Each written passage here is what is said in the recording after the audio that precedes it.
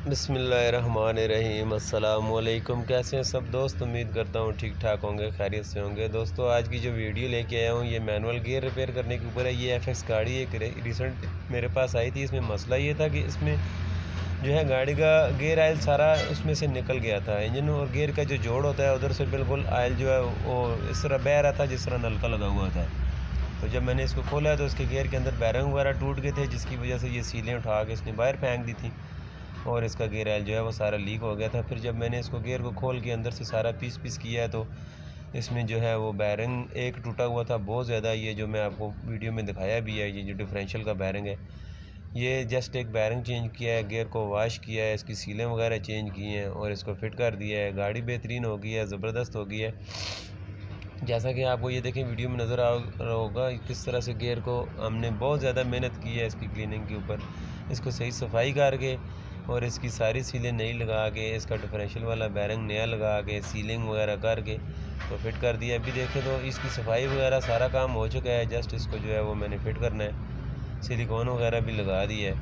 ये देखें इसकी सीलिंग वगैरह प्रॉपर हो गई है।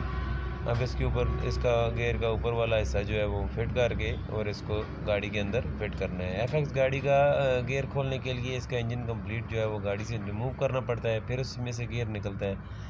इसी तरह जो है वो सारा इसका मैंने प्रोसेस किया था और आपको वीडियो में इसका इंजन साइड पे पड़ा नज़र आया होगा। तो ये इसी वजह से नज़र आ रहा है आपको कि क्योंकि इसका गियर खोलने के लिए इसका इंजन विद गियर कंप्लीट गाड़ी में से बाहर निकालना पड़ेगा। फिर उसके बाद उसके साथ से गियर जो है वो अलहदा होगा और फिर उसके बाद गियर अंदर से खुलेगा और गियर की सारी जो रिपेयरिंग है वो की जाएगी। तो अभी देखें तो ये गियर की टिक्कियाँ वगैरह मैं ये टिक्कियाँ लगा रहा हूँ। एक फ्रंट पे टिक्की है, ये बैरिंग टूटने की वजह से ये टिक्की निकल गई थी, ये जो अभी मैं लगा रहा हूँ। तो इधर से जो है इसका ऑयल ज़्यादा बह रहा था और गियर और इंजन की सेंटर वाली जगह से जो है वो बाहर आ रहा था। वो नीचे इस तरह लगता था जिस तरह जो है वो एक नलका लगा हो और उसमें से ऑयल बाहर आ रहा हो। इतना ज़्यादा इसका ऑयल लीक था, गियर में से टोटल ऑयल निकल गया था।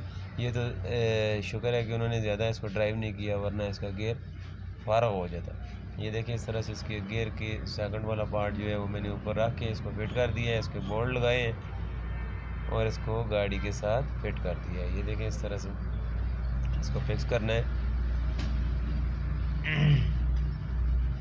गियर की सफाई अगर देखें आप तो बहुत ज़बरदस्त हुई है। और पहले जो है शुरू में स्टार्टिंग में वीडियो में ज़रूर आपने देखा होगा कि इसकी गियर के साथ इस तरह ऑयल लगा हुआ था जैसे इसके ऊपर जो है वो हमने 4-5 लीटर ऑयल इसके ऊपर डाल दिया हो। बिल्कुल वो भरा हुआ था गियर ऑयल से।